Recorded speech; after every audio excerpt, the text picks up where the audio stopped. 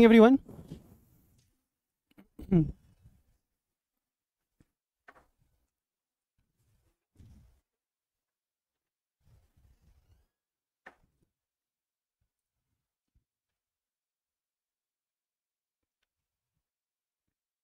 चलिए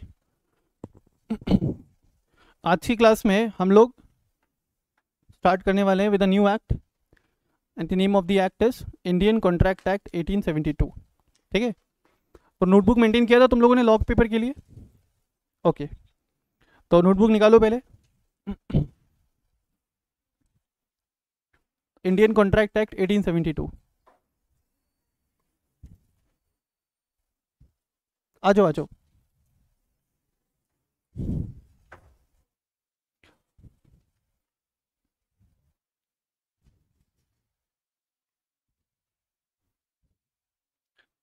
चलो लगाओ हेडिंग,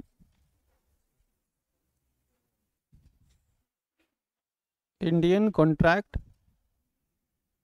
एक्ट 1872। जो नोट्स आप लोगों को दिया गया है उस नोट्स के हिसाब से this act will be covered in your module number 1। ठीक है, this act will be covered in your module number 1। अच्छा, एक चीज ध्यान देना, सीए फाउंडेशन में लॉ पेपर कितने मार्क्स का? 100 मार्क्स के लिए। आउट ऑफ 100 मार्क्स आप एक्सपेक्ट कर सकते हो इस पर्टिकुलर एक्ट से 30 मार्क का पेपर। तो it is going to be the most important chapter, है ना, as far as your CA foundation law is concern. ठीक है, अब कुछ स्टूडेंट सीए सीटी में भी बैठे हुए, सीए सीटी वाले भी बैठे हुए। सीए सीटी वाले बच्चे, आप लोगों का लॉ कितने मार्क्स का है? कितने मार्क्स का लॉ? 60। 60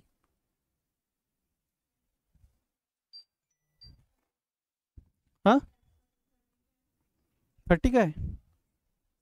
ओके, तो जो मेजॉरिटी क्वेश्चंस रहेंगे आपको इस एक्ट से रहेंगे।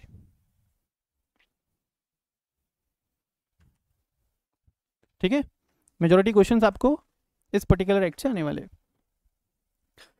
फिर आप कोई भी प्रोफेशनल कोर्स कर रहे हो, लेट्स से कोई बच्चा सीएमए कर रहा है, सीएस कर रहा है और सीए कर रहा है, तीनों कोर्सेज में ये एक्ट बच्चा पढ़ता है अलॉन्ग विद योर बीकॉम। अभी मान लो कि अगर आप लोग बीकॉम फर्स्ट ईयर के लिए गए तो whosoever is going for BCom also, BCom first year में भी आपको बिजनेस लॉज का पेपर रहेगा और बिजनेस लॉज में you will be doing Indian contract act 1872। ठीक है, this is considered to be one of the most important law.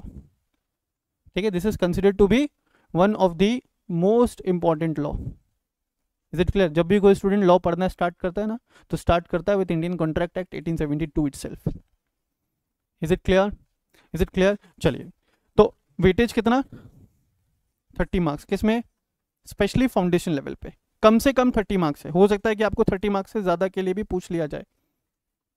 पहले जब 60 मार्क का पेपर था ना, तो 25 मार्क का वेटेज रहता था ऑन एन एवरेज। अब 100 मार्क का पेपर है तो वेटेज और भी ज़्यादा रह सकता है। अभी एक बार भी एग्ज़ाम हुआ नहीं है, अभी नेक्स्ट जून में एग्ज़ाम है, तो आप लोगों को बेटर आइडिया लग पाएगा कि कितने मार्क का पूछा गया है Indian contract act. Is it clear? चलिए, तो मुझे एक बात बताओ, ये वर्ड सुना है क्या पहले आज की क्लास में आने से पहले? Contract, have you ever heard this term contract? Anyone? Okay, किस किसने सुना है? ओके, क्या होता है भाई? Contract is when we make a deal with someone to do a particular activity. एक बच्चे ने बोला। Okay, any other student? Any other student?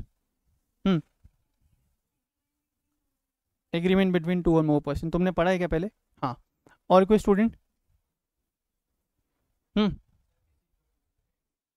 किसी प्रपोजल का एक्सेप्टेंस। Okay, any other? कोई और student? Hmm, legal agreement. Okay, any other answer?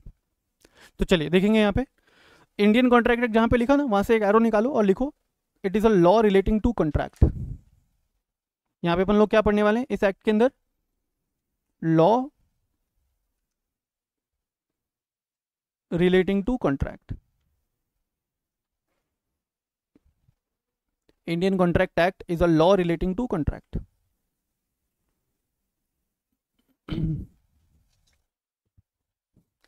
तो देखो कितने साल पुराना एक्ट है, वी आर इन 2024, कितने साल पुराना एक्ट है?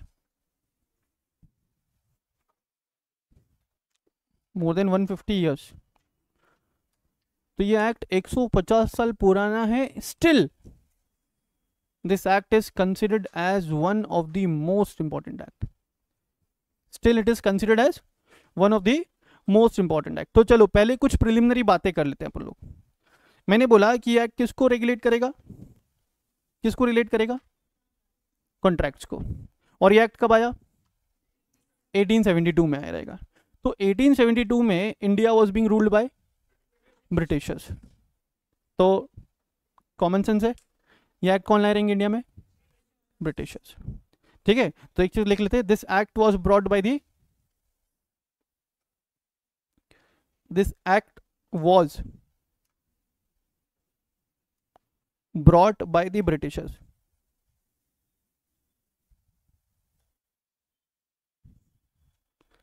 This act was brought by the Britishers. तो जब मैं बोल रहा हूं this act was brought by the Britishers, तो एक चीज और यहां पे समझ में आ सकता है कि ये जो एक्ट है ये बेस्ड है किसके ऊपर? इंग्लिश लॉ के ऊपर। This act is based on English law.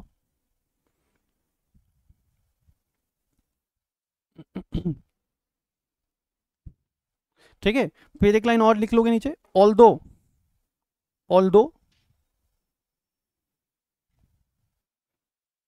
This act was brought by the Britishers, although this act was brought by the Britishers, it was passed in the Indian Parliament.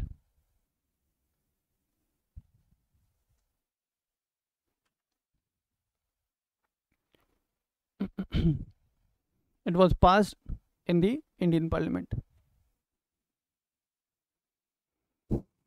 तो अभी तक क्या समझ में आया? Indian contract act is a law relating to contract. ठीक है, it is a law related to contract. और मोर स्पेसिफिकली यहाँ पे कौन से कॉन्ट्रैक्ट की बात करते हैं अपन? तो मोर स्पेसिफिकली हम लोग बिजनेस कॉन्ट्रैक्ट्स की बात करते हैं। मोर स्पेसिफिकली हम लोग बिजनेस कॉन्ट्रैक्ट की बात करते हैं। बट इसका मतलब ये नहीं है कि this act will only regulate the business contract. This act will also regulate any other contract which are other than the business contract. More specifically इसको ध्यान रख के बनाया गया, किसको रेगुलेट करने के लिए? Business contract. तो सर एक क्वेश्चन हमारे दिमाग में और आता है कि एक्ट आया 1872, क्या 1872 से पहले बिजनेस कॉन्ट्रैक्ट्स नहीं होते थे? बिल्कुल होते होंगे, या सुनो। तो सर क्या 1872 से पहले भी कोई एक्ट था? तो मैं बोलता हूं 1872 से पहले ना जवान की वैल्यू होती थी। मेरी बात समझ में आ रही है क्या? वो जमाने में जवान की वैल्यू होती थी, जो एक बार बोल दिया तो बोल दिया। आज के टाइम में देख लो, अभी क्या टाइम हो रहा है? 10:46। मैंने कोई चीज़ कही, हो सकता है कि 10:50 पे मैं उस चीज़ को मानने से मना कर दूँ। तो पहले के लोग बहुत ईमानदार हुआ करते थे, कोई लॉ वगैरह की ज़रूरत नहीं थी। ठीक है, पुरानी मूवीज़ वगैरह अगर तुम लोग देखते रहे या कभी देखा हो, एक डायलॉग बहुत फेमस रहा करता था, जान जाए पर वचन ना जाए।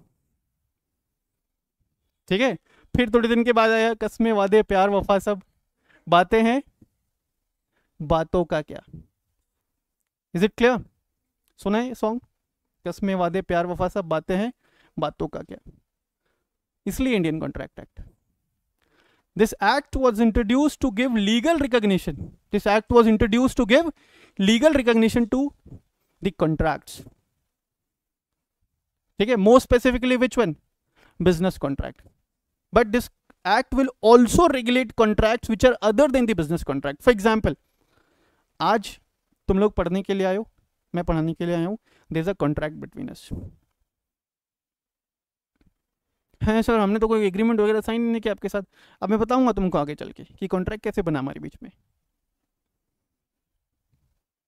तुम लोग के लिए सिलेबस कंप्लीट होना चाहिए, मेरे लिए फीस डिपॉजिट होना चाहिए। There is a contract between us. and this contract is also being governed by the Indian Contract Act 1872. Sir आपने तो कोई पेपर वगैरह साइन ही नहीं किया है. कॉन्ट्रैक्ट ओरल भी हो सकता है, अभी डिस्कस करेंगे थोड़ी सी देर में. तो सर अभी तक हमको इतना समझ में आया, Indian contract act 1872 is a law related to, it is a law related to contract.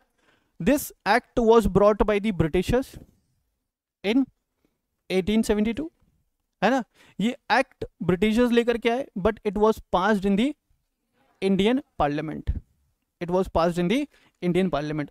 Sir 150 साल से भी पुराना एक्ट है, but still this act is considered to be one of the most important act. कोई भी student जब law पढ़ना start करता है ना, दे ऑलवेज स्टार्ट विथ, आप कोई भी कोर्स की बात कर लो, सीए की बात कर लो, सीएस की बात कर लो, सीएमए की बात कर लो, जहाँ पे लॉ पढ़ाया जाता है. आप बीकॉम ग्रेजुएशन की बात कर लो, क्लैट की बात कर लो, जहाँ पे भी स्टूडेंट लॉ सब्जेक्ट पढ़ेगा ना, they always start with Indian contract act 1872. This clearly shows the relevancy और इंपॉर्टेंस ऑफ दिस एक्ट. ठीक है, 150 साल हो गए, मैं बोलता हूँ 100 साल और चलेगा, इतने जबरदस्त तरीके से लिखा गया है. Is it clear? Is it clear? Okay, next लिखिए. we often लिखो, we often enters into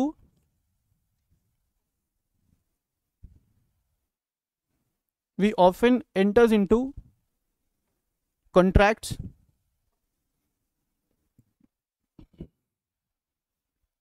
in the day to day of our life.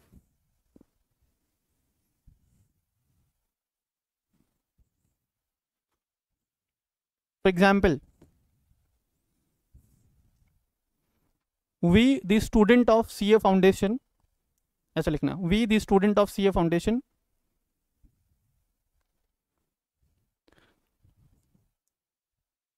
took admission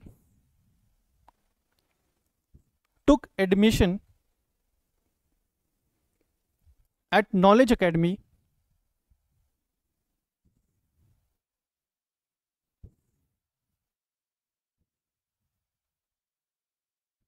for pursuing our CA Foundation course. For pursuing our CA Foundation course.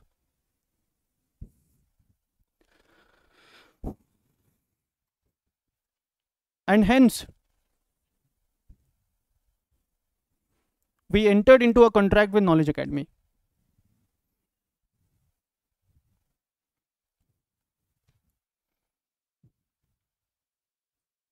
We entered into a contract with Knowledge Academy.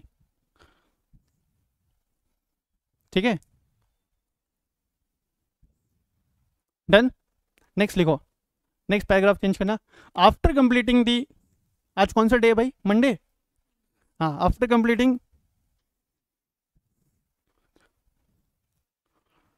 Monday's lecture,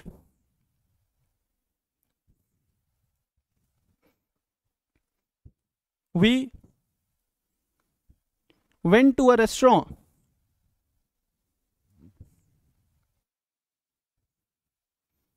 for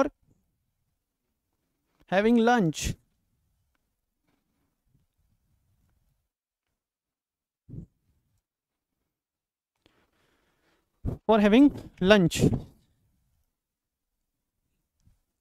And placed order for food with the XYZ restaurant.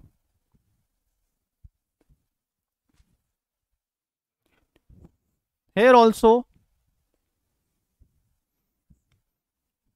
we entered into a contract.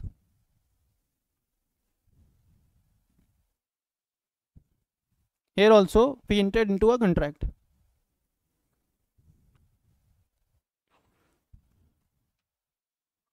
ठीक है, next लिखो, paragraph change करना. After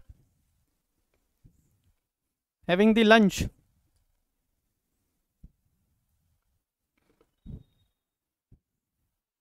we went back to our home. After having the lunch, we went back to our home.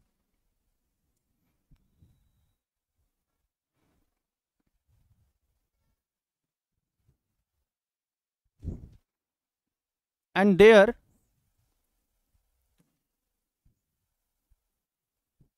our parents promised us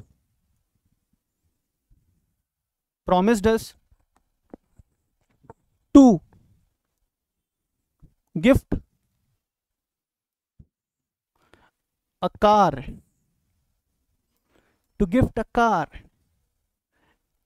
ठीक है? If we clear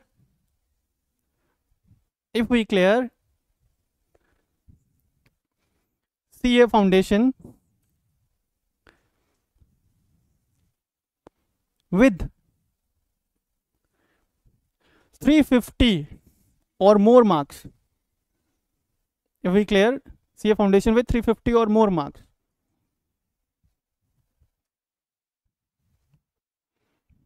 in the given case there is, बताओ यहाँ पे contract है या नहीं है? लिखो देयर इज नो कॉन्ट्रैक्ट. क्यों ऐसे बताऊंगा, अभी पढ़ाने के लिए तो हूं मैं यहाँ पे. लिखो in the given case there is no contract. तुम्हारे पेरेंट ने प्रॉमिस किया कि कार गिफ्ट करेंगे, ठीक है? There is no contract. फिर यहाँ पे लिखना, ब्रैकेट लिखना, ऐसा ब्रैकेट में लिखो contract of personal nature. Contract of personal nature.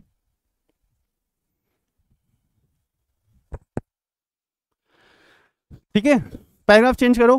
Then in the evening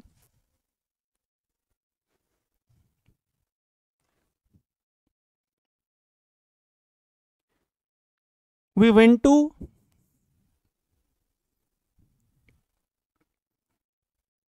a nearby temple.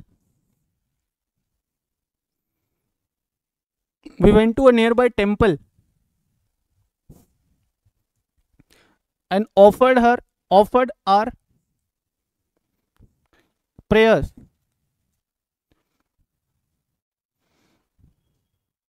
to Lord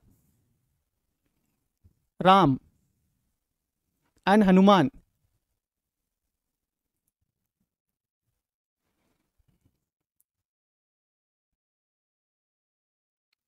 Thereafter,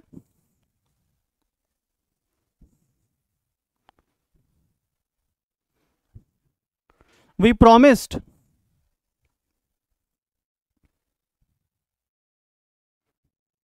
the Pandit Ji of temple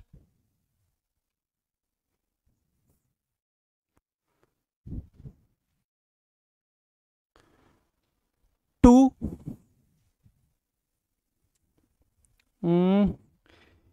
clean the temple premises.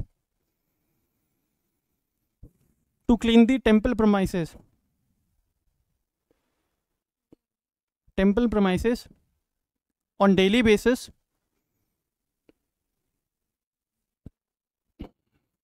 basis from the next evening.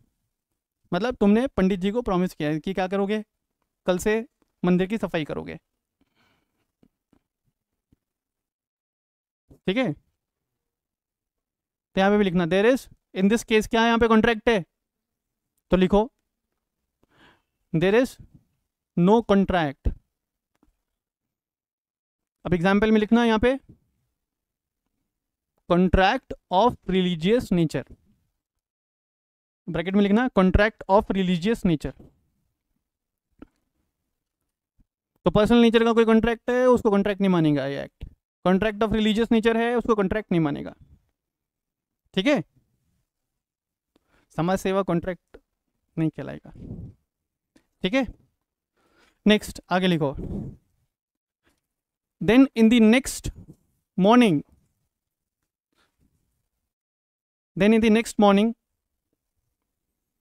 we went back to the classes. In the next morning we went back to the classes and one of her faculty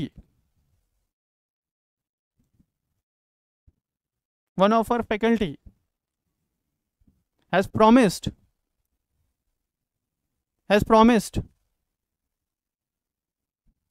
to throw a party in evening at, hotel का नाम तुम अपने हिसाब से लिख लो, ठीक है, जहां पे भी तुमको अच्छा लगता है, जहां का भी खाना, वहां का नाम लिख लो.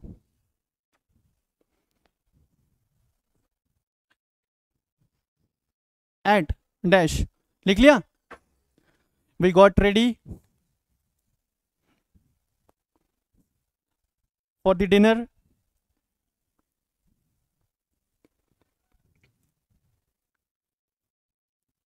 and we went to the mentioned place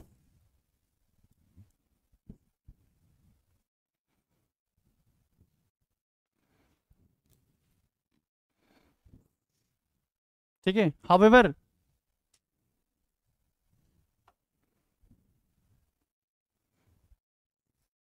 the concerned faculty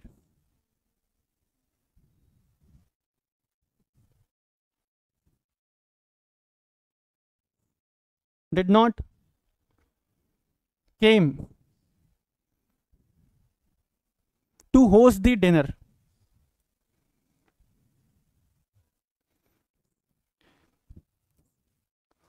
We became angry. लिखो. We became angry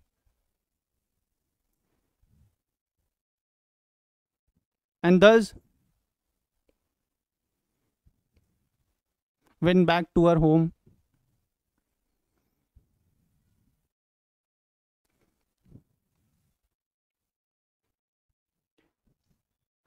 crying and shouting. Went back to our home crying and shouting. यहां पे लिखना ब्रैकेट में नो कॉन्ट्रैक्ट. यहां पे भी कॉन्ट्रैक्ट नहीं है, ठीक है. यहां पे क्या था मालूम है, यहां पे था सोशल अरेंजमेंट. यहां पे क्या था बेटा, सोशल अरेंजमेंट. तो मैंने आपको बताया कि क्या क्या कॉन्ट्रैक्ट, तो बिजनेस कॉन्ट्रैक्ट होगा, क्या क्या कॉन्ट्रैक्ट में कवर नहीं होगा. तो पहला कॉन्ट्रैक्ट ऑफ पर्सनल नेचर, दूसरा कॉन्ट्रैक्ट ऑफ रिलीजियस नेचर, तीसरा एनी सोशल अरेंजमेंट. यह एक्ट कौन लेकर के आए थे, Britishers. Thus this act was based on English law. Although this act was brought by the Britishers, but it was passed in the Indian Parliament. ठीक है, अब आगे लिखोगे. चलो. तुमको याद है सिलेबस में तुम्हारे को ना, Indian contract act is there, then sales of goods act is there, partnership act is there, LLP is there, companies act is there, negotiable instrument act is there. तो इंडियन कॉन्ट्रैक्ट एक्ट में आप पढ़ते हो law related to contracts. क्या पढ़ते हो बेटा, law relating to contract. Partnership act में आप पढ़ते हो law related to contract of partnership. Sales of goods act में आप पढ़ते हो law related to contract of sales. इसका मतलब कि कॉन्ट्रैक्ट एक्ट का ही पार्ट थे contract of sales as well as contract of partnership. Initially when Indian contract act was introduced, Indian contract act का ही पार्ट था क्या, कॉन्ट्रैक्ट ऑफ सेल्स, जो भी अलग से एक्ट बन गया, as well as contract of partnership. ठीक है, तो एक लाइन लिखिए, initially when this act was introduced,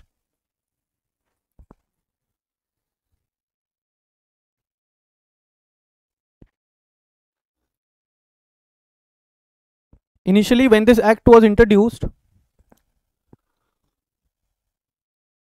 it contained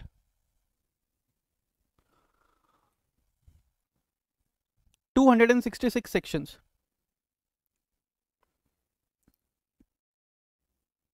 Divided into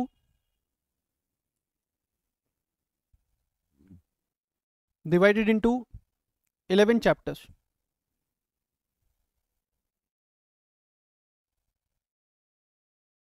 देखिए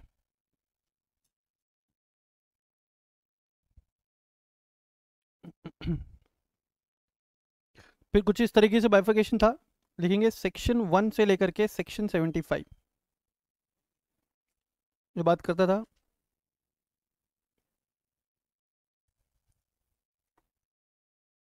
जनरल प्रिंसिपल्स ऑफ कॉन्ट्रैक्ट, और ये कवर्ड था चैप्टर 1 to 6 में।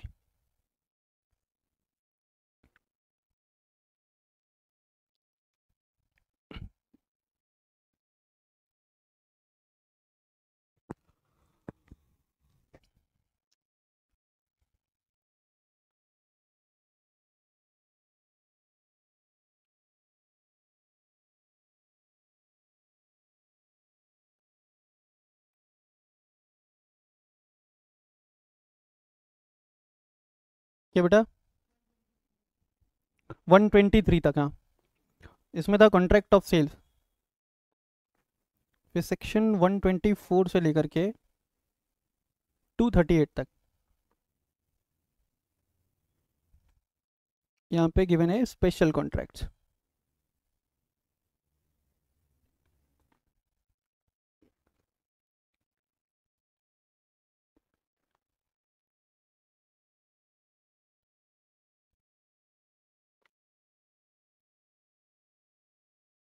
एंड सेक्शन 239 से 266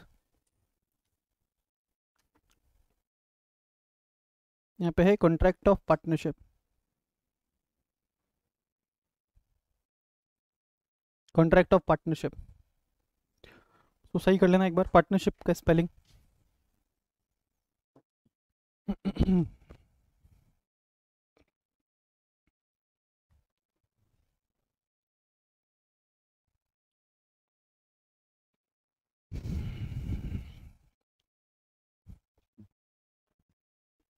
तो इनिशियली जब इस एक्ट को इंट्रोड्यूस किया गया था by the Britishers in the year 1872, ये एक्ट कुछ ऐसा दिखता था।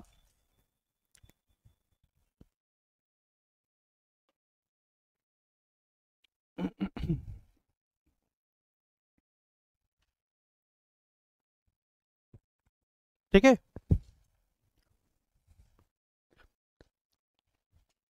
नाउ अभी समझना, initially when this act was introduced it contained how many sections, 266 sections, but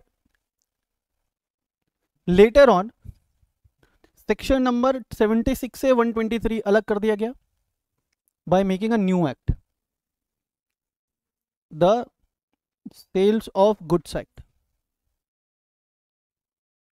1930। फिर ये वाला जो सेक्शन है 239 से 266 ये वाला पार्ट अलग कर दिया गया by making the Indian partnership act 1932। तो हम ऐसा भी बोल सकते हैं, पहले ना एक घर में ना 4 लोग रहते थे, 1 2 3 और 1 4, 2 लोग घर छोड़ के चले गए, तो अभी कौन कौन बच गए? General principles as well as special contracts. इसका एक और मतलब निकलेगा कि sir sales of goods act किस में से निकला? इंडियन कॉन्ट्रैक्ट एक्ट में से निकला। पार्टनरशिप एक्ट किस में से निकला? इट मीन्स कि जब हम सेल्स ऑफ गुड्स एक्ट पढ़ेंगे, जब हम पार्टनरशिप एक्ट पढ़ेंगे, वो पढ़ते समय हमें इंडियन कॉन्ट्रैक्ट एक्ट के प्रोविजंस पता होने चाहिए। तुम समझो ना भाई, ये लेटर ऑन पार्ट है ना सेक्शन 76 से, तो सेक्शन 76 तुम किसी भी एक्ट का तब पढ़ पाओगे ना जब 75 तक तुम्हें आता हो। तो this act will also form the basis of sales of goods act as well as Indian partnership act. Is it clear? Is it clear? अच्छा, एक और चीज बताता हूं, जो पुराना सीए फाउंडेशन का सिलेबस था उसमें सिर्फ ये वाला पोर्शन कवर्ड था। Student used to study only general principles of contract, और जो स्पेशल कॉन्ट्रैक्ट था it was there at CA inter. लेकिन अभी जो नया सिलेबस है, नए सिलेबस में दोनों इंक्लूडेड है, general principles of contract as well as special contract. Is it clear? अब सीएसीटी वाले जो बच्चे हैं, सीएसीटी वाले बच्चों को भी दोनों पार्ट इंक्लूडेड है, general principles of contract as well as special contract. तो your syllabus is same, whether you are at CA foundation और whether you are at CSEET. CSEET वाले जो स्टूडेंट है उनके एक बेनिफिट है, their paper will be MCQ based. CA foundation वाले जो बच्चे हैं, their paper will be descriptive. Clear है यहाँ तक सबको, ये कॉपीड? ठीक है, चलिए आगे लिखते हैं. This act was came into force.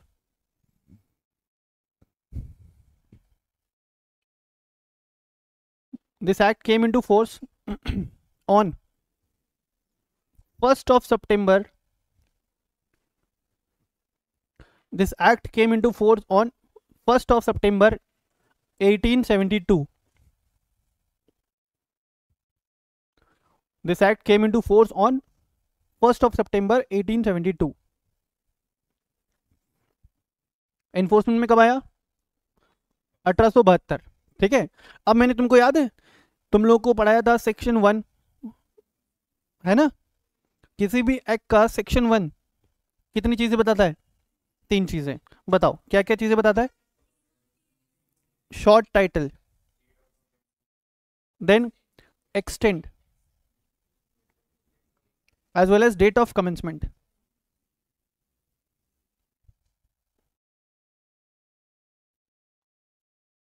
तो शॉर्ट टाइटल में क्या लिखते थे बेटा अपन? नेम लिखते थे. नेम क्या? The Indian contract act 1872. Extend मतलब एरिया ऑफ एप्लीकेबिलिटी. तो इनिशियली जब ये एक्ट इंट्रोड्यूस हुआ था ना, this act was not applicable in the state of Jammu and Kashmir, but after the abolition of article number 370 of the constitution which gives special status to JNK, जब वो article abolish हुआ तो अब इस act का applicability रहेगा to the whole of India. ठीक है, तो मैं लिखता हूं this act is applicable to the whole of India. This act is applicable to the whole of India. And date of commencement क्या बताया सर ने? 1st of September 1872. 1st September 1872.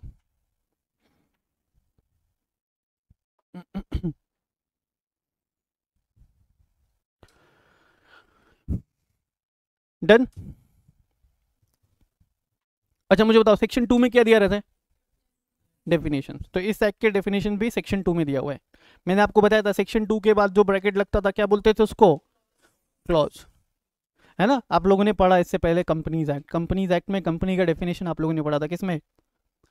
Section 2 clause 20. तो एक चीज मैं तुमको बहुत मस्त चीज बता रहा हूँ, बिल्कुल ध्यान देना सारे बच्चे.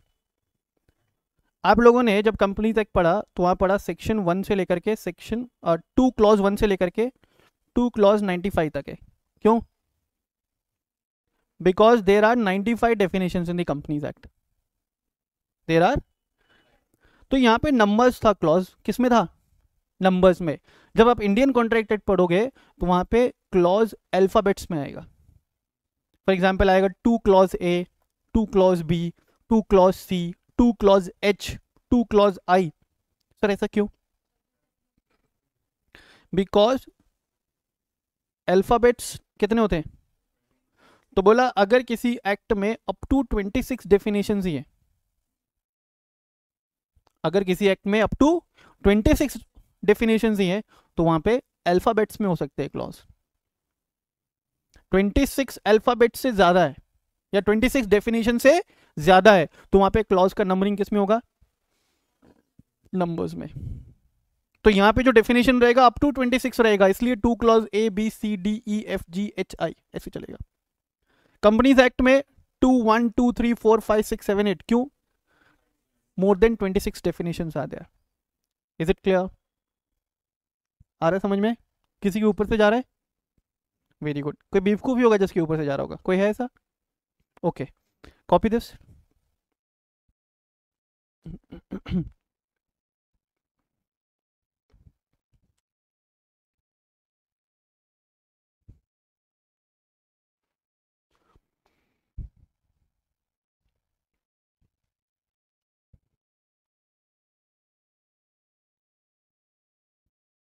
डन।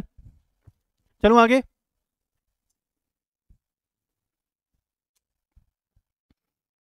तो देखो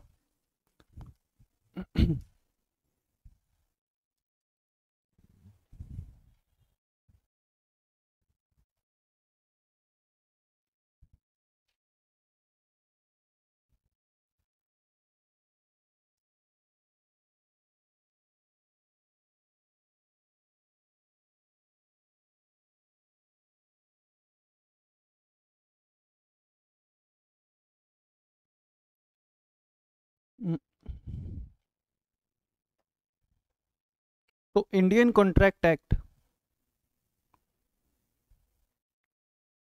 1872 क्या पढ़ रहे हैं यहाँ पे? लॉ रिलेटिंग टू कॉन्ट्रैक्ट, है ना। और अब इंडियन कॉन्ट्रैक्ट एक्ट के दो पार्ट्स हैं। आज की डेट में इंडियन कॉन्ट्रैक्ट एक्ट के दो पार्ट्स हैं। पहला कवर करेगा क्या?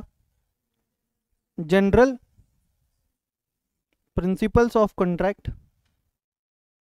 And second part will cover special contracts. General principles of contract as well as special contracts, ठीक है।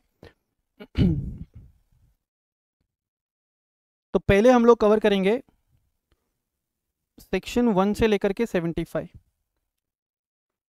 General principles, and after that we can cover special contracts, ठीक है। अभी 3 स्पेशल कॉन्ट्रैक्ट्स है, नाम के लिए लिख लो एक बार। Contract of indemnity and guarantee,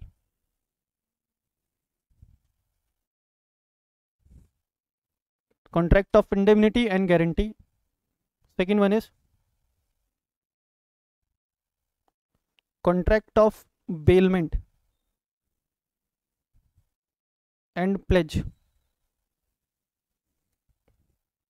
contract of bailment and pledge. And third one is contract of agency.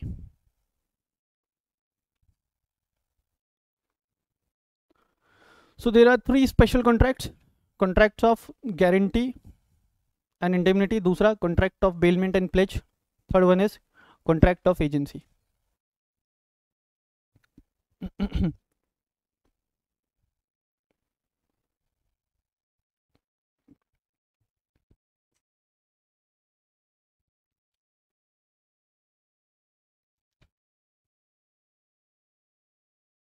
Done. चलो आगे, जल्दी जल्दी। राइटिंग स्पीड बढ़ाना रहेगा अपन को, है ना, तभी अपना पेपर कंप्लीट होगा।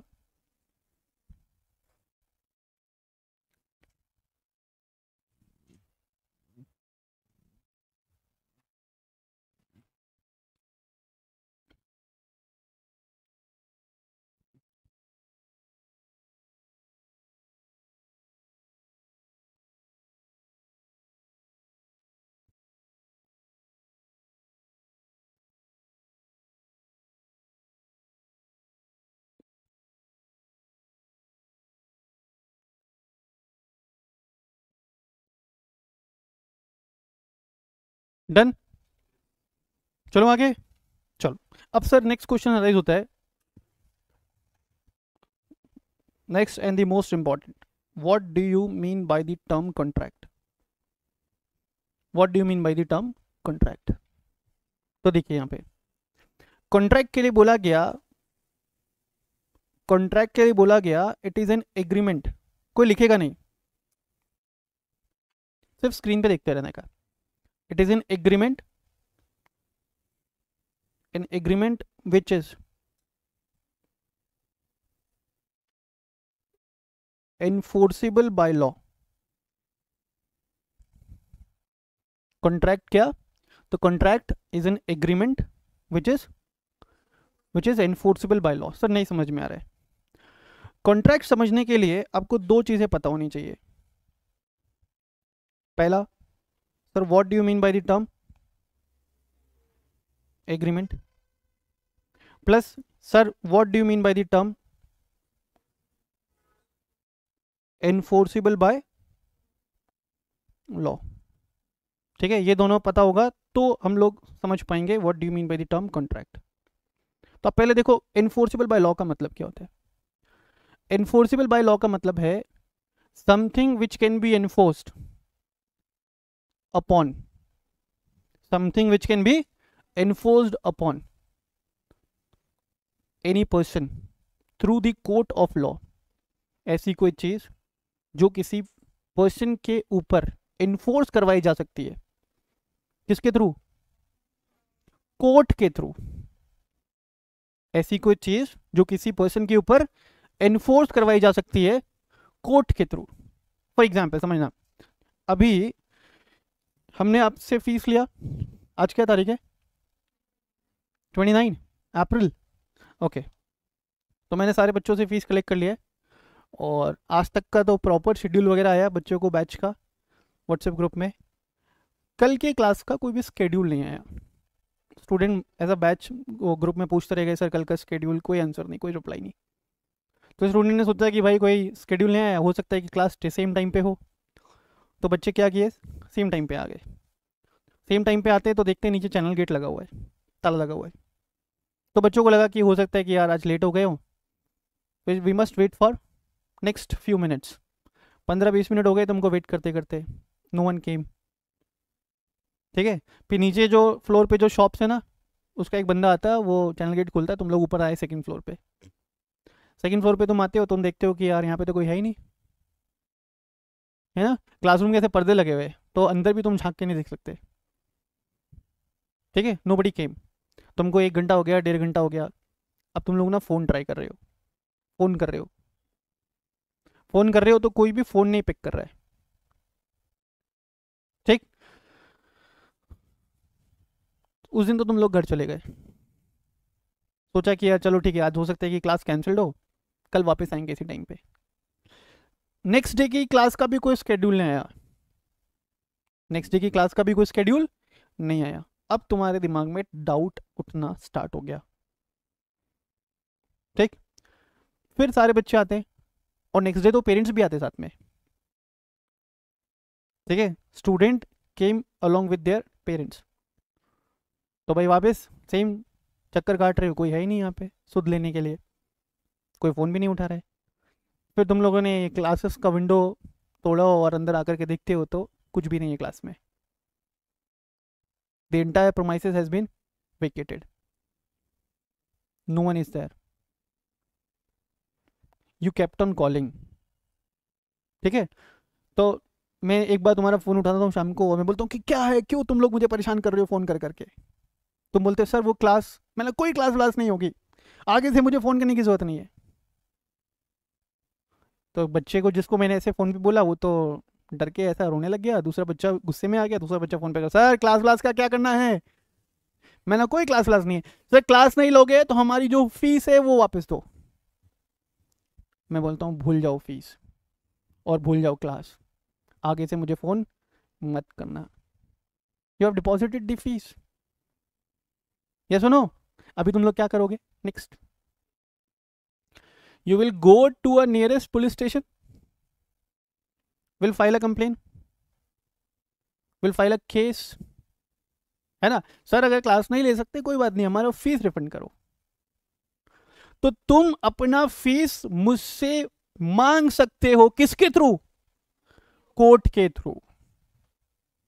This is what we mean by the term enforceable by law. हमारे बीच में जो कॉन्ट्रैक्ट है, हमारे बीच में जो एग्रीमेंट है, is enforceable by law, provided you all have attended the age of majority. मेरी बात समझ में आ रही क्या? एनफोर्सेबल बाय लॉ का मतलब anything which can be enforced against a person, किसके थ्रू? किसके थ्रू? कोर्ट के थ्रू। ऐसी कोई चीज जो कोर्ट के थ्रू एनफोर्स नहीं करवाई जा सकती उसको अपन बोलते हैं नॉट एनफोर्सेबल बाय लॉ। तो any agreement which is not enforceable by law will never become a contract. Contract कौन? Agreement which are enforceable by law. Sir अच्छा आपने ये तो बता दिया, इसका मतलब क्या होगा सर? इसका मतलब तो देखो, पहले इसको लिख लेता हूं। एनीथिंग, कोई लिखेगा नहीं, which can be enforced upon any person, किसके through? Through court of law. Sir ये समझ में आ गया। अब ये बताओ एग्रीमेंट का मतलब क्या होता है सर? तो देखो एग्रीमेंट के लिए बोला गया एवरी प्रॉमिस और set of promises, every promise और सेट ऑफ प्रॉमिसेस, इसका मतलब या तो सिंगल प्रॉमिस होगा या सेट ऑफ प्रॉमिसेस होंगे। सेट ऑफ मतलब more than one promise. Every promise और set of promises forming consideration for each other. नहीं समझ में आ रहा है सर? देखो कॉन्ट्रैक्ट का मतलब क्या बताया था सर ने? Agreement which are enforceable by law. Agreement का मतलब क्या बता रहे हैं? एवरी प्रॉमिस और set of promises forming consideration for each other is called an agreement. Sir क्या बोल रहे हो? नहीं समझ में आ रहा है? थोड़ी देर रुक जाओ। अब कॉन्ट्रैक्ट समझने के लिए तुम्हें एग्रीमेंट समझना था, एग्रीमेंट समझने के लिए तुम्हें प्रॉमिस समझना पड़ेगा, कंसिडरेशन समझना पड़ेगा। यस सुनो, एग्रीमेंट समझने के लिए we need to understand the term promise as well as the term consideration. तो देखते हैं प्रॉमिस के लिए क्या बोला गया। प्रॉमिस के लिए बोला गया when an offer is accepted it becomes a promise। ये भी नहीं समझ में आ रहा है सर। अब प्रॉमिस समझने के लिए क्या पता होना चाहिए? प्रॉमिस समझने के लिए क्या पता होना चाहिए? ऑफर क्या होता है सर? यस और no? When an offer is accepted it becomes a promise. Plus एक और टर्म आया था कंसिडरेशन। तो कंसिडरेशन का मतलब समझो, कंसिडरेशन का मतलब होता है something in return. Consideration means what? Something in return. For example, we entered into an agreement, we entered into an agreement। तुम्हारे लिए कंसिडरेशन है सिलेबस का कंप्लीट होना, मेरे लिए कंसिडरेशन है फीस का डिपॉजिट होना। क्या मैं तुम्हें फ्री में पढ़ा रहा हूँ? नहीं, आई एम चार्जिंग फीस। तो जो मैं फीस चार्ज कर रहा हूँ क्या है? अभी के लिए समझो कि जो मैं फीस चार्ज कर रहा हूँ क्या है? Consideration. Consideration means what? Something in return. Sir तो ऐसे कुछ क्रोनोलॉजी बन रहा है। कॉन्ट्रैक्ट समझने के लिए क्या पता होना चाहिए? एग्रीमेंट। एग्रीमेंट समझने के लिए क्या पता होना चाहिए? प्रॉमिस। प्रॉमिस समझने के लिए क्या पता होना चाहिए? Offer.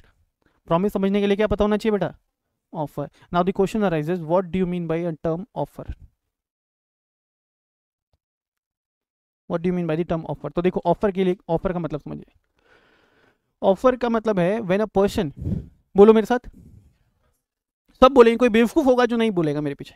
When a person makes a proposal to another person either to do something or to abstain from doing something।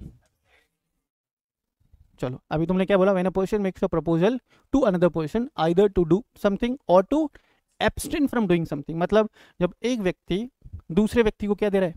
Proposal दे रहा है। किसके लिए?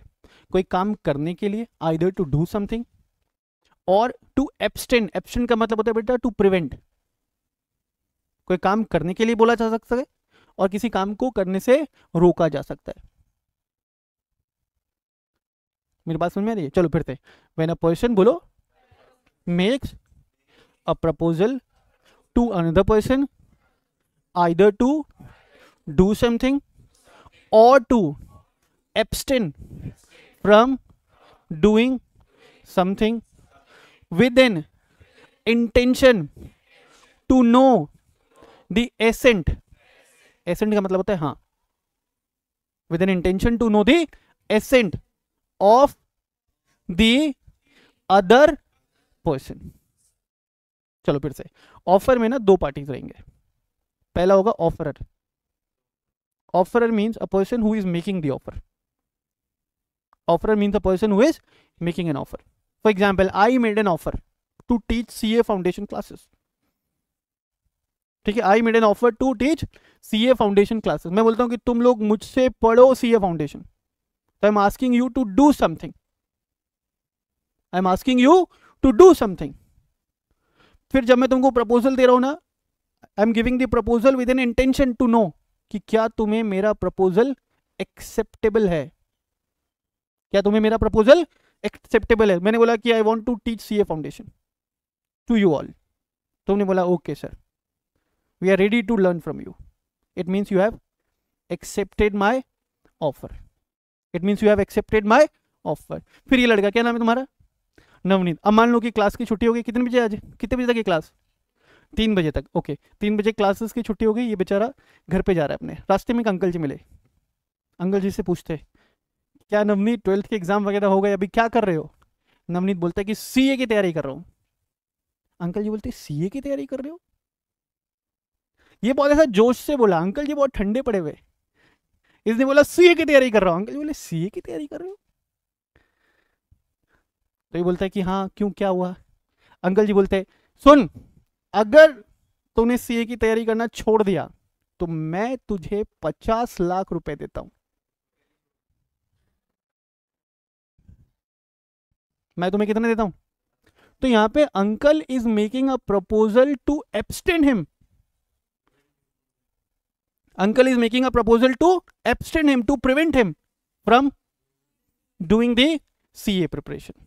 तो uncle is also making an offer. आओ, आ जाओ, तुम आओ, साथ में पढ़ा लेंगे, आ जाओ, आओ।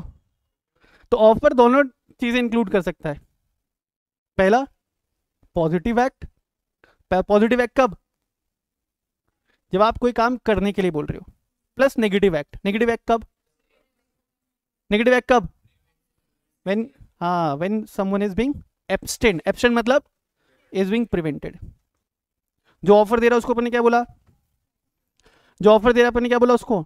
ऑफर। जिसको ऑफर दिया जा रहा है वो क्या बोला? ऑफरी। Is it clear? अच्छा, when a person is making a proposal, उसके पीछे उसका इंटेंशन है क्या जानने का, कि सामने वाला अपना एसेंट देता है। एसेंट मतलब हाँ। दो वर्ड होते हैं बेटा, एसेंट और डिसेंट। एसेंट का मतलब होता है हाँ, डिसेंट का मतलब ना। तो अगर सामने वाले ने अपना एसेंट दे दिया, इसका मतलब, इसका मतलब हाँ है। इसका मतलब ही और शी हैज गिवन हर और his acceptance. And when an offer is accepted it becomes, अभी पढ़ा ना, एग्रीमेंट नहीं बनेगा। When an offer is accepted it becomes अ, लिखा ना ऊपर, when an offer is accepted it becomes a promise. Promise में जब अपन ऐड करेंगे कंसिडरेशन तो बनेगा वो एग्रीमेंट। और जब वो एग्रीमेंट एनफोर्सेबल बाय लॉ होगा तब बनेगा वो कॉन्ट्रैक्ट। तो कहानी शुरुआत कहां से होगी? ऑफर से। ठीक है, अभी ऑफर का मीनिंग क्लियर है सबको? तो लिखो एक बार। कोई क्वेश्चन है? Okay, write down. When a person makes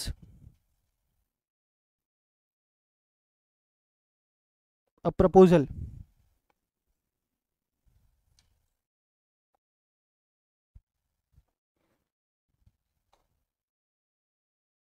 when a person makes a proposal to the another person। अरे तुम नहीं से लिखोगे, इसलिए मैंने नहीं लिखवाया था अभी तक।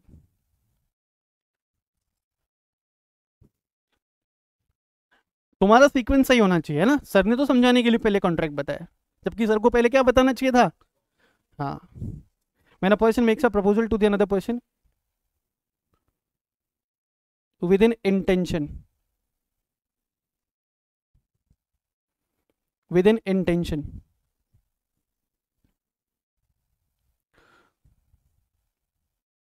नहीं, ये थोड़ा सा गलत हो गया। when a person makes a proposal to the another person, पहला क्या था? either to do something, either to do something और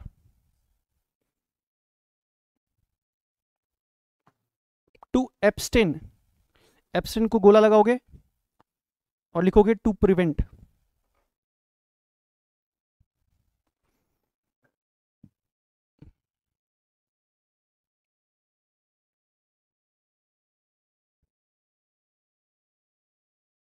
When a person makes a proposal to the another person, either to do something or to abstain from doing something.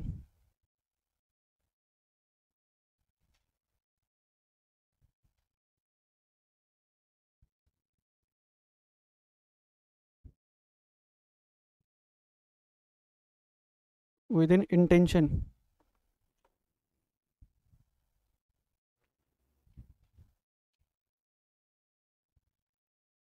With an intention to know the assent. अच्छा नहीं आ रहा है क्या? एक second, तुम लिखना with an intention, मैं dictate कराता हूँ। With an intention to know the assent of the other person.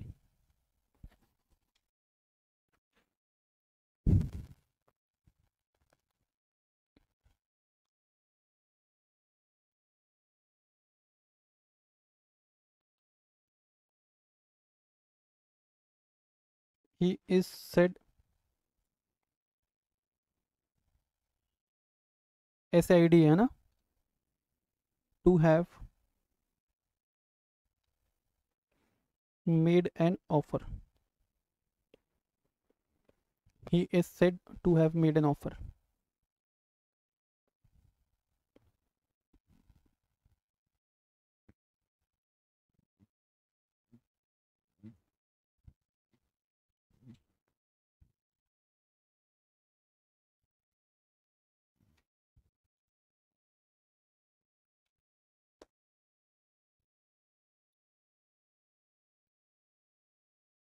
ठीक है,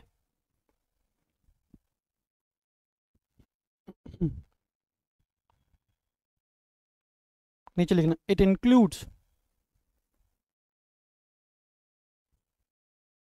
टू पार्टीज।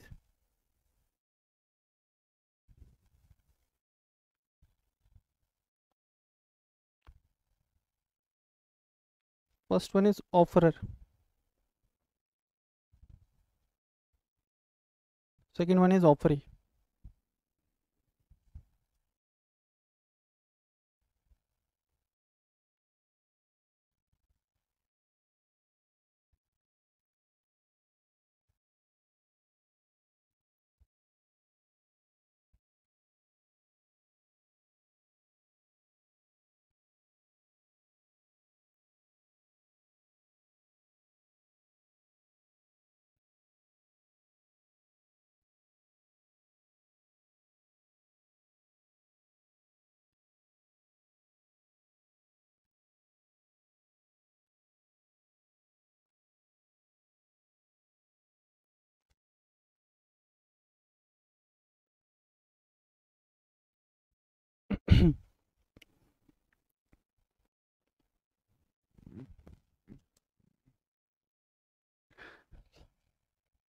डन।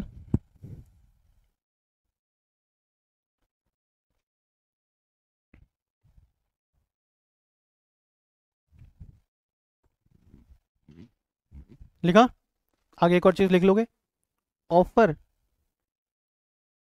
में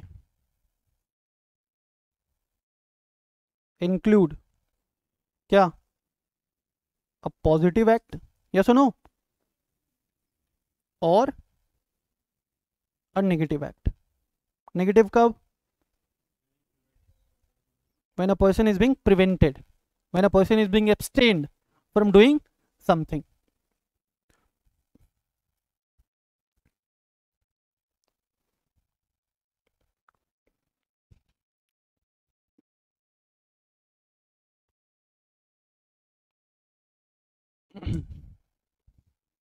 चलो फिर आगे when an offer is accepted, मतलब ऑफरर जो चाहता था, ऑफरी ने अगर वो किया या ऑफरी ने वो एक्सेप्ट किया तो उसको क्या बोलेंगे अपन? एक्सेप्टेंस। एक्सेप्टेंस बोलेंगे ना, when the offeree is giving their assent, it means he is giving his acceptance. तो जब ऑफरी एक्सेप्टेंस देगा वहां पे क्या क्रिएट होगा? वहां पे क्या क्रिएट होगा? प्रॉमिस। ठीक है। फिर बोला गया एवरी प्रॉमिस, मतलब there can either be a single promise और set of promises. For example हमारे बीच में there is a set of promises, we have promise to complete your syllabus, you have promise to pay the fees, there is a set of promises forming consideration for each other, forming consideration for each other, मेरे लिए consideration तुम्हारा fees, तुम्हारे लिए consideration CA foundation का syllabus. तो वहां पे क्या बनेगा? एग्रीमेंट। हमारे बीच में क्या हो गया बेटा? एग्रीमेंट। अब जब ये एग्रीमेंट एनफोर्सेबल बाय लॉ होगा तो वहां पे बनेगा क्या? Contract. When this agreement will become enforceable by law, तो वहां पे क्या क्रिएट होगा हमारे बीच में? कॉन्ट्रैक्ट। तो सीक्वेंस कुछ इस तरीके से चलना है। सबसे पहले offer acceptance, offer plus acceptance will become a promise, promise में ऐड किया तो बना agreement, and when an agreement is enforceable by law it will become a contract. is it clear सबको? चलो अब तुम लोग क्या करोगे? ऑफर लिख लिया, अब लिखोगे प्रॉमिस, अब लिखोगे प्रॉमिस।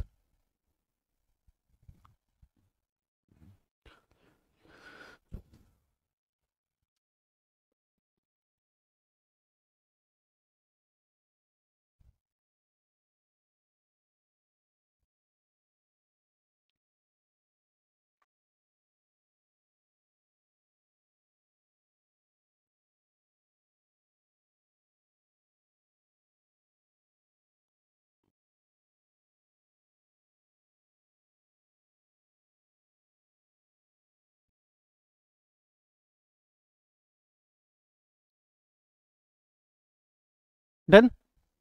बता दूं? प्रॉमिस लिखा, अब प्रॉमिस के बाद लिखोगे एवरी प्रॉमिस, ये एग्रीमेंट लिखो, प्रॉमिस के बाद लिखो agreement.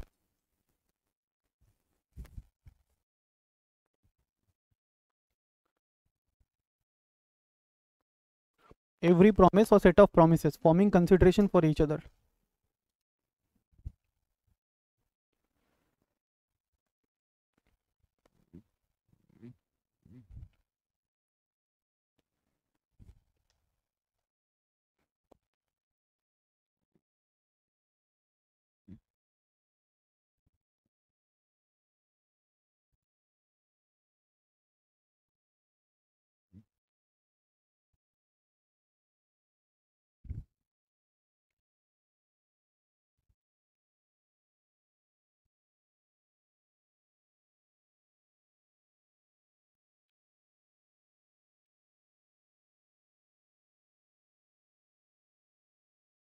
Done?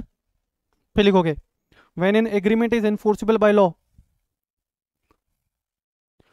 when an agreement is enforceable by law,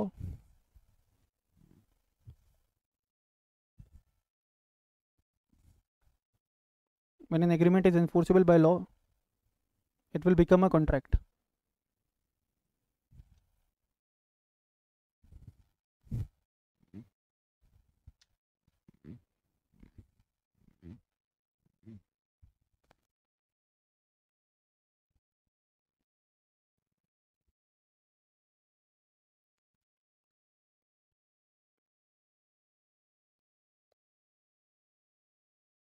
ठीक है sir?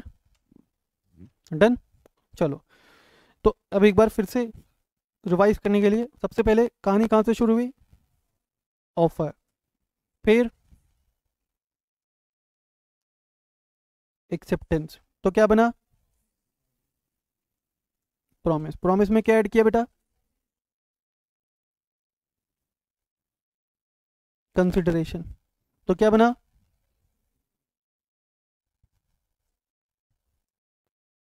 Agreement. And when such agreement is enforceable by law, तो क्या बन जाएगा, कॉन्ट्रैक्ट. तो मैं यहां पे ऐसे भी तो बोल सकता हूं, every contract is an agreement,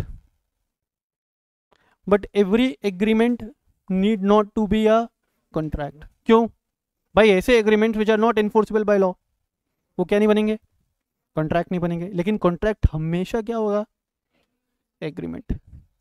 yes और नो. तो मैं ऐसे लिख सकता हूं, every contract is an agreement, but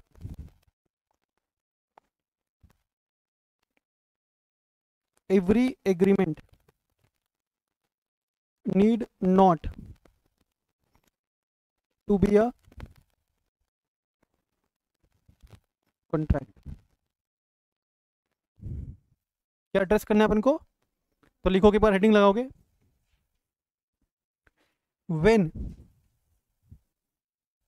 an agreement shall be या shall become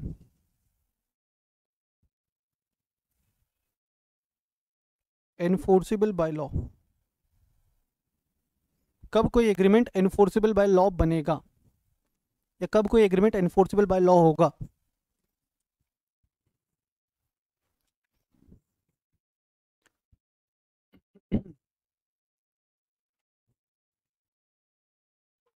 तो लिखो कि इसका answer, an agreement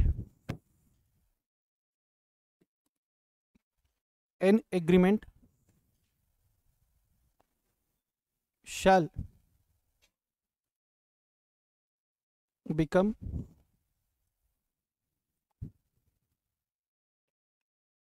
enforceable by law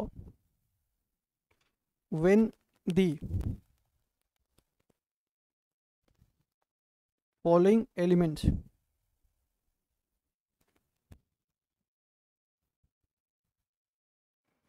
are present, when the following elements are present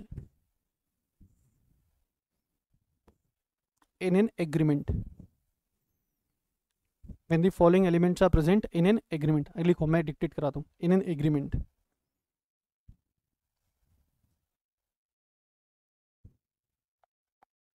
एक एग्रीमेंट एनफोर्सेबल बाय लॉ तब होगा जब ये फॉलोइंग एलिमेंट्स प्रेजेंट होंगे, जब ये फॉलोइंग एलिमेंट्स प्रेजेंट होंगे किसमें, एग्रीमेंट में. ठीक है, अब वो सारे elements upon one by one discuss करेंगे. जितने भी एलिमेंट्स मैं डिस्कस कर रहा हूं, अगर ये सारे एलिमेंट्स प्रेजेंट हैं किसी भी एग्रीमेंट में, जितने भी एलिमेंट्स मैं आपके साथ डिस्कस करने जा रहा हूं, अगर ये सारे एलिमेंट्स प्रेजेंट हैं किसमें, एग्रीमेंट में, तो वो एग्रीमेंट क्या होगा, enforceable by law. And when an agreement is enforceable by law, it will become a contract. I hope यहां तक सबको क्लियर है. तो लिखिए, first element, there must be two or more parties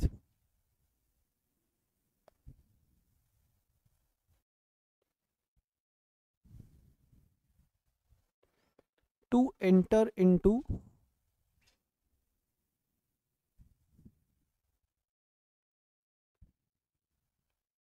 a valid contract. There must be two or more parties to enter into a valid contract.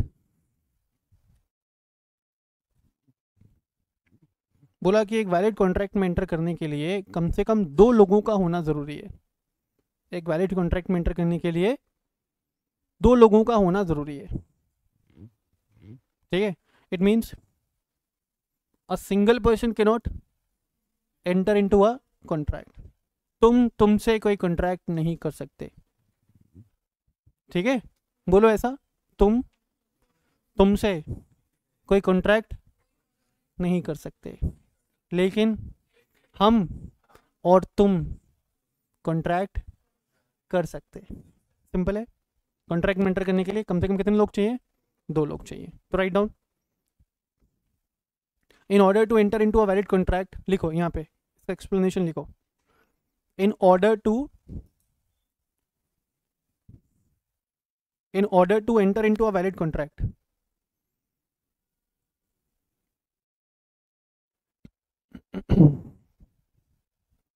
in order to enter into a valid contract, there must be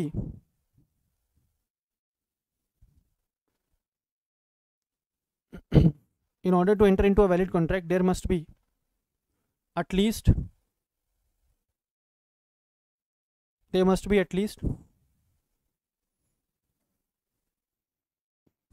2 or more persons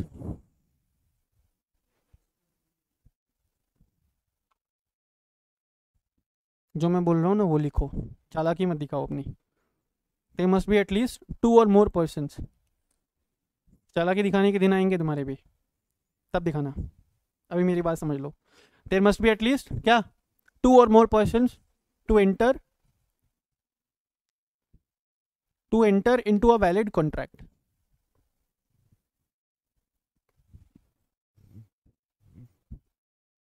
बोला contract में enter करने के लिए कम से कम 2 लोग होने चाहिए, to enter into a valid contract. फिर आगे एक और लिख लेना नोट, आगे एक नोट लिख लेना, a person can not enter into a contract, a person can not enter into a contract with himself or herself। ठीक है, with himself or herself। Contract में एंटर करने के लिए कम से कम 2 लोग होने चाहिए। ठीक है, तो ये है फर्स्ट एलिमेंट। ये क्या है बेटा? First element. Now write down the second element.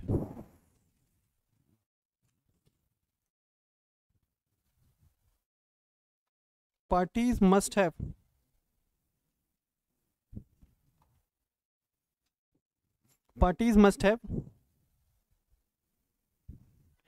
valid capacity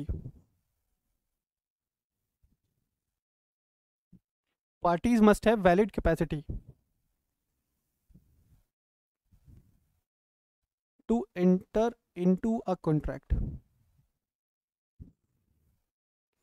बोला जो पार्टीज टू द कॉन्ट्रैक्ट है उनके पास वैलिड कैपेसिटी होना चाहिए कॉन्ट्रैक्ट में एंटर करने का।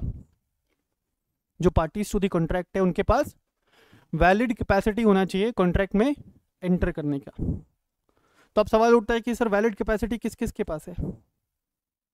तो यहाँ पे अपन लिखेंगे पॉइंट नंबर ABCDEF ऐसा। तो सबसे पहला रहेगा parties to the contract, parties to the contract must have attended the age of majority।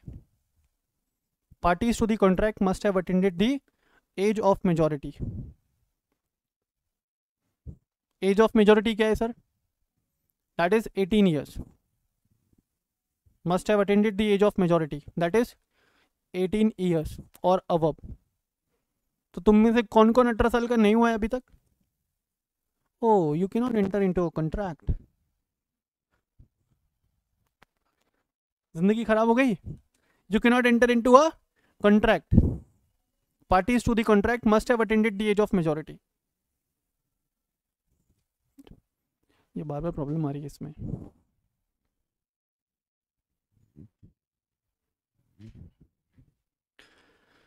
ठीक है, ये फर्स्ट कैपेसिटी। जो पार्टीज टू द कॉन्ट्रैक्ट है वो कम से कम 18 ईयर्स या उससे ज्यादा होने चाहिए। ठीक है, a person who is below the age of 18 can not enter into a valid contract. Sir 2 minor, अच्छा जो मेजर नहीं है वो क्या? माइनर। सर 2 माइनर्स ने अगर कॉन्ट्रैक्ट किया तो? अरे सर 2 माइनर कभी कॉन्ट्रैक्ट कर ही नहीं सकते। दो माइनर एग्रीमेंट कर सकते हैं, and such agreement will never, बोलो, will never be enforceable by law. Any agreement between minor, any agreement between minor shall never become a contract. Is it clear? ठीक है. नाउ इसमें लिखोगे point number B, person of unsound mind.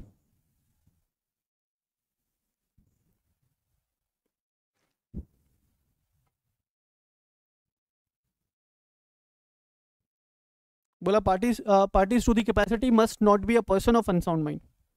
अब person of unsound mind का मतलब कौन?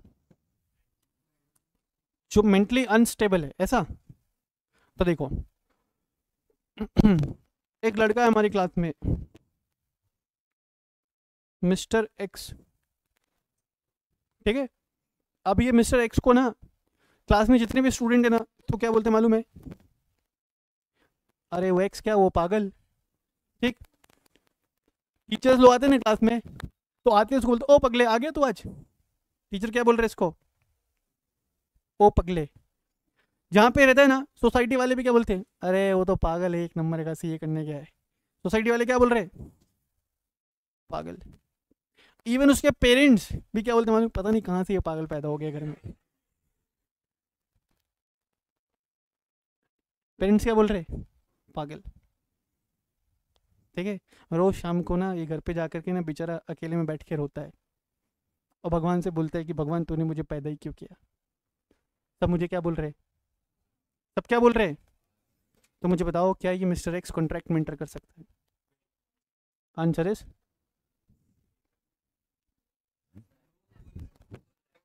क्या तुम्हारे बोलने से कोई पागल हो जाएगा?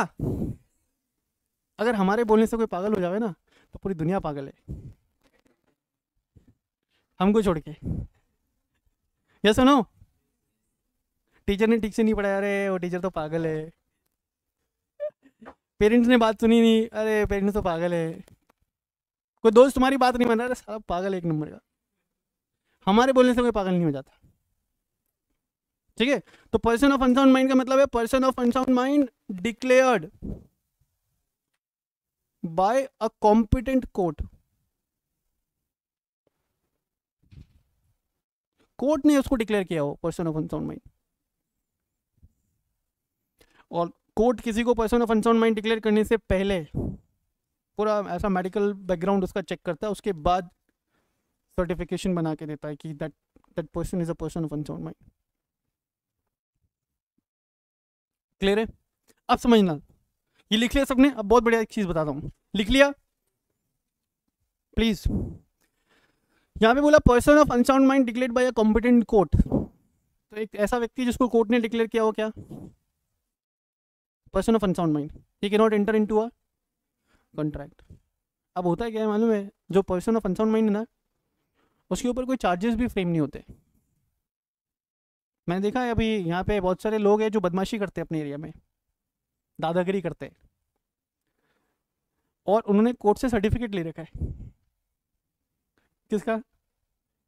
पागल होने का. तो मान लो कि मैं डिक्लेयर हो गया क्या पर्सन ऑफ अनसाउंड माइंड. मैं आया क्लास के अंदर, एक एक को पीटना चालू किया,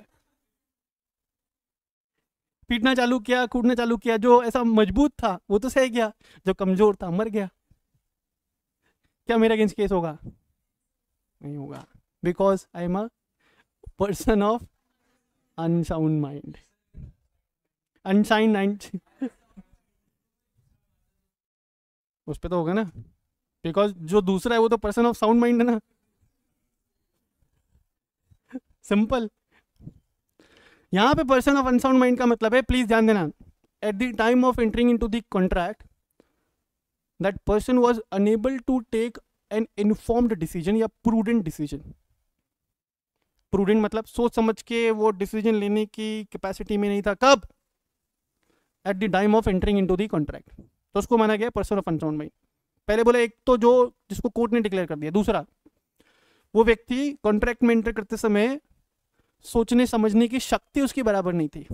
तो अब तुम सोच के देखो कि सोचने समझने की शक्ति अपनी कब कब बराबर नहीं होती है, जो अपन बहुत गुस्से में होते हैं. जब अपन बहुत गुस्से में होते हैं, तो at the time of entering into the contract, if a party to the contract is very much angry at the point of at the point of entering into the contract or at the time of entering into the contract, तो उसको भी माना गया क्या, person of unsound mind. यह बहुत दुखी था, ऐसे रोते रोते ना ऐसा एग्रीमेंट साइन किया, वो बहुत दुखी था बेचारा, या तो बहुत गुस्से में था, पर्सन ऑफ अनसाउंड माइंड, या बहुत दुखी था, पर्सन ऑफ अनसाउंड माइंड, या एल्कोहल के इन्फ्लुएंस में था, ड्रग्स और एल्कोहल के इन्फ्लुएंस में था, वो टाइम पे भी he is not in the situation to take a prudent decision. Yes और नो। काफी बार क्या होता है, लोगों को ऐसे डिजीज होती है, तुम लोगों ने वाली मूवी देखी है क्या, मुझसे शादी करोगी, उसमें कादर खान का एक कैरेक्टर था जिसमें वो रोज नए कैरेक्टर में आ जाता था, कभी आज पुलिस बन गया, कल कोई और, परसों कोई और, परसों कोई और।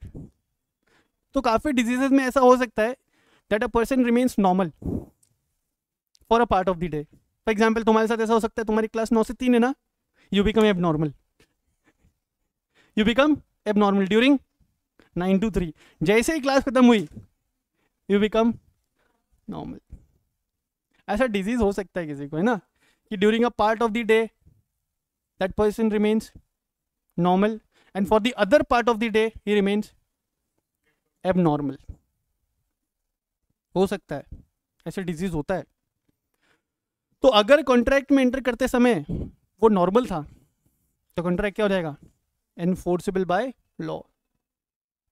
और अगर कॉन्ट्रैक्ट में एंटर करते समय वो क्या नहीं था, नॉर्मल नहीं था, तो कॉन्ट्रैक्ट क्या हो जाएगा, नॉट एनफोर्सेबल बाय लॉ। तो देखो, पर्सन ऑफ अनसाउंड माइंड में किस किस को बोला, एक तो वो जिसको कोर्ट ने डिक्लेयर कर दिया एक्सप्रेसली कि आदमी पागल है, दूसरा क्या था, a person is in anger, और a person is very sad, और under the influence of alcohol और ड्रग्स। चौथा, disease in which remains normal for a part of the day and becomes abnormal for the other part of the day. तो 4 cases cover होंगे यहाँ पे। अच्छा, यहां पे कैपेसिटी आप चेक करोगे eight the time of entering into the contract. आज क्या तारीख है, 29 अप्रैल को सुबह 6 बजे उठते ही मिस्टर एक्स ने 2-3 बॉटल शराब पी लिया है, शाम को 6 बजे वो कॉन्ट्रैक्ट में एंटर किया, at that time he was normal, contract valid है। यस, अपन कैपेसिटी कब चेक करेंगे, तब कैपेसिटी चेक करेंगे eight the time of entering into the contract. ठीक है, तो आप लिखो 5 केस। पहला, डिक्लेयर्ड बाय कॉम्पिटेंट कोर्ट। दूसरा क्या, when a person is in anger, है ना, when a person is in anger और वेरी सैड लिखो। और तीसरा क्या था, इंटॉक्सिकेटेड और under the influence of drugs और alcohol.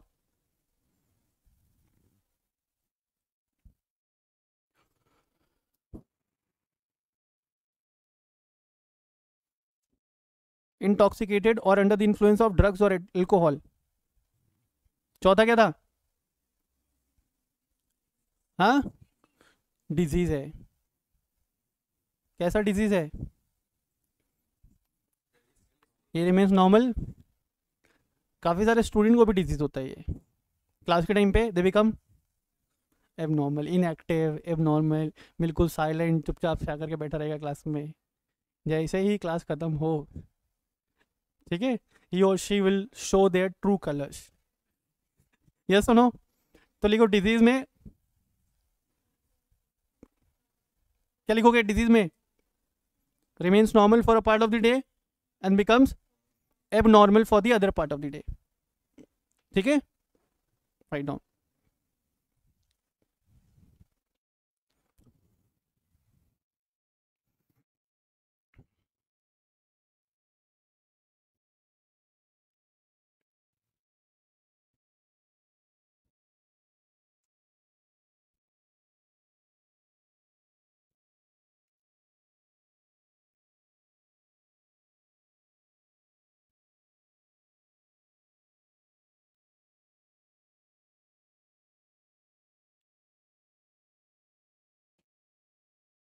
Person of unsound mind. तीसरा लिखोगे। अब इसमें C, point number C, an enemy.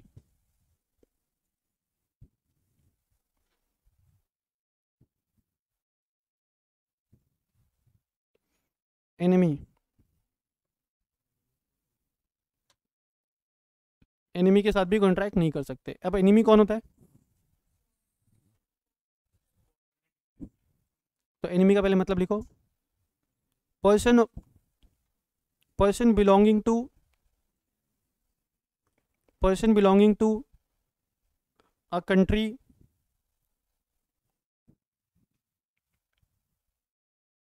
person belonging to a country with whom, person belonging to a country with whom we are in a state of war.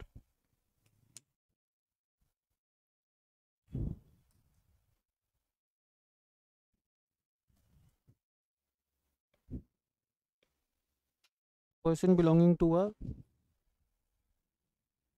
country with whom we are in a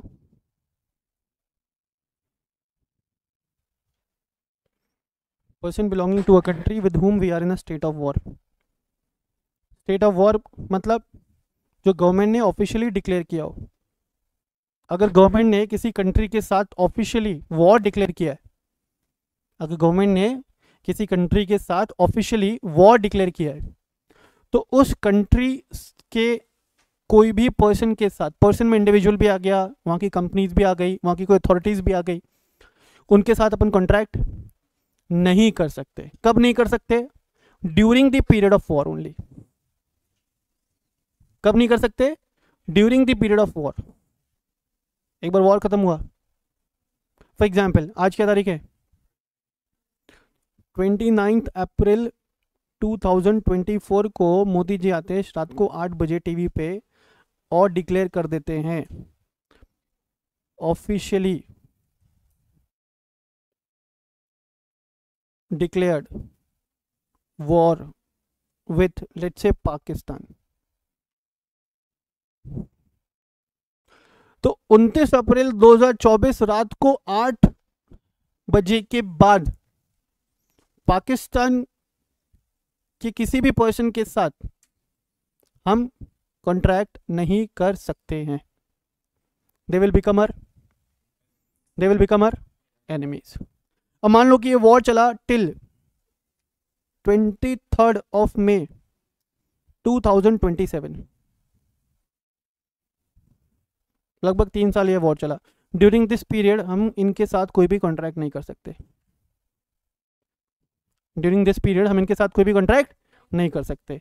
war over हो गया कब? 23 मई 2027 को। इसके बाद contract किया जा सकता है। Is it clear? प्लीज लिख लो ऐसा, प्लीज लिख लो ऐसा। During the period of war ये सभी हमारे कौन? एनिमीज। एनिमीज के साथ कॉन्ट्रैक्ट नहीं किया जा सकता। अगर एनिमी के साथ कॉन्ट्रैक्ट किया भी तो एनफोर्सेबल बाय लॉ नहीं होगा। Yes, very good question. War से पहले कोई कॉन्ट्रैक्ट किया पर उसका एग्जीक्यूशन बाकी था, बीच में गवर्नमेंट ने क्या कर दिया भाई, उसके ऊपर स्टॉप लग जाएगा। वहीं पे जैसी जो चीजें थी ना वैसे वहीं पे रुक जाएंगी।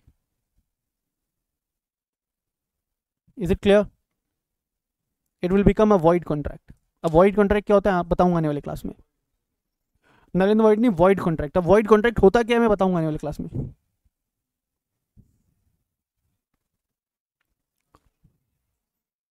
वो वॉइड एग्रीमेंट्स होते हैं।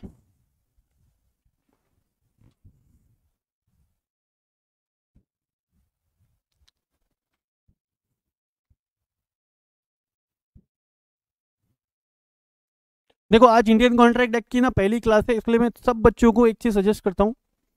आप लोगों को जो नोट्स यहाँ पे मिले हुए हैं ना वो तो ऑलरेडी बहुत अच्छे से हैं, मतलब हैंड रिटन नोट समझ लो आप उसको, बहुत अच्छे से लिखा हुआ है, बहुत इजी लैंग्वेज में। आप लोगों के ना ग्रेजुएशन लेवल पे ना एक बुक आता है RL नौलखा की, आपके बीकॉम फर्स्ट ईयर में। बुक का नाम क्या बोला मैंने? ऑथर का name RL Naulakha, please by that book. Everyone should buy that book. Whosoever is going to read Indian Contract Act 1872, वो बुक का रेफरेंस जरूर लेना. बहुत बढ़िया बुक है, आपको बहुत अच्छा लेवल ऑफ अंडरस्टैंडिंग डेवलप होगा. Is it clear as far as Indian contract act is concerned? अभी पता नहीं मिलता हो नहीं मिलता हो, हमारे टाइम में मिलता था और बहुत अच्छी किताब है. बिजनेस लॉ वाली, हाँ है आपके पास? हाँ उसी की है. ऑथर का नाम है R.L. नौलखा. बहुत बढ़िया किताब है, आपको जरूर पढ़ना चाहिए वो, as far as Indian contract act is concern. Done.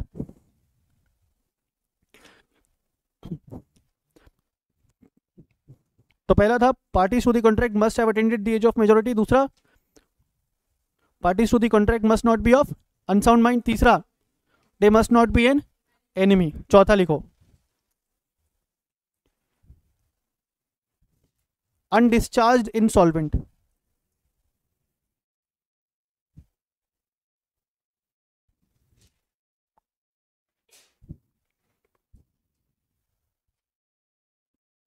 Declared by a competent court.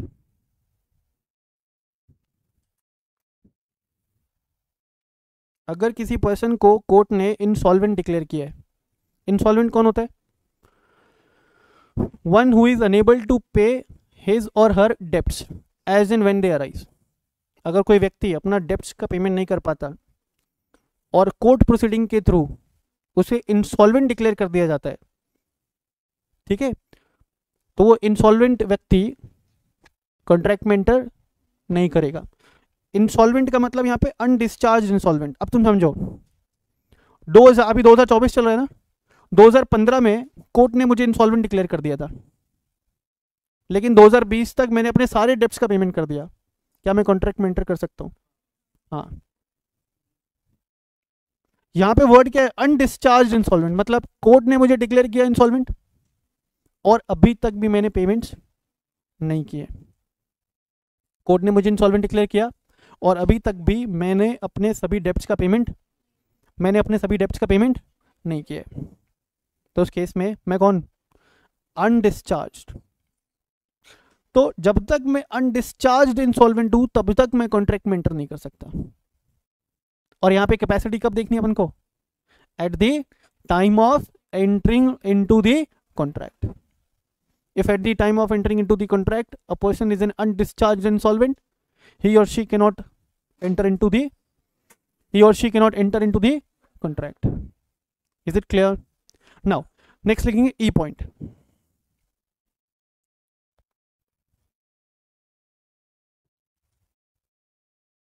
Any person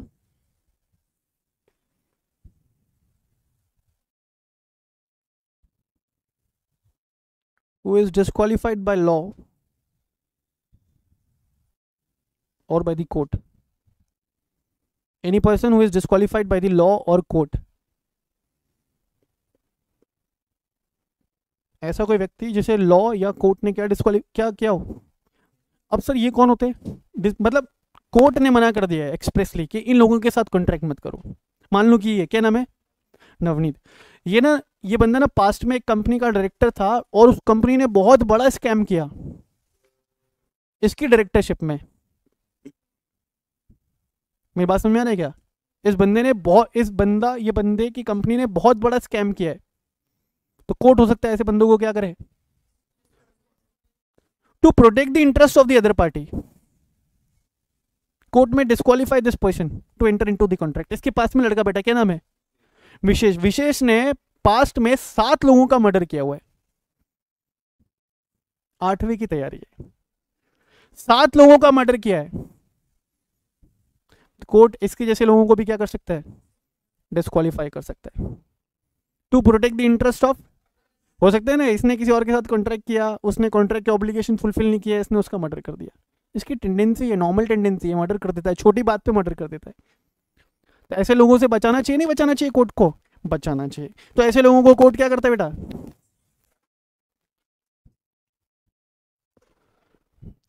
any person who is disqualified by law. तो डिस्क्वालीफाइड बाय लॉ कौन कौन हो सकते हैं? जिसने पास्ट में कोई स्कैम किया हो, कोई फ्रॉड किया हो, कोई क्रिमिनल रिकॉर्ड हो। आप लोगों ने देखा हो कभी पुलिस स्टेशन वगैरह गए हो कोई, वहां पे हिस्ट्री शीटर्स की फोटो लगे रहते हैं लोकल एरिया की, हिस्ट्री शीटर्स। अब हिस्ट्री शीटर्स कौन होते हैं? मतलब उस लोकल एरिया के जो बदमाश है, कोई भी अगर कोई वारदात होती है उस एरिया में तो सबसे पहले उनको पकड़ा जाता है, उनको तोड़ा जाता है, उनके ऊपर पास्ट में भी उनके रिकॉर्ड्स खराब रहे। हिस्ट्री शीटर्स जो है वो भी डिस्क्वालीफाइड बाय लॉ है, they can not enter into a contract. Is it clear सबको? तो ये था बेटा second point, parties to the contract must have valid capacity to enter into a contract. Capacity में कौन कौन से पॉइंट्स कवर किए?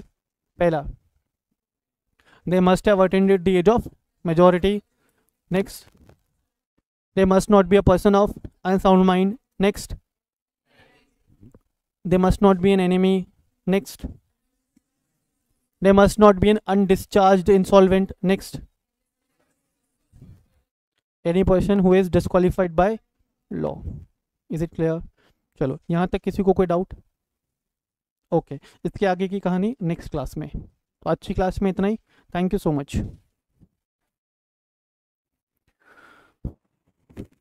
आप कर दें।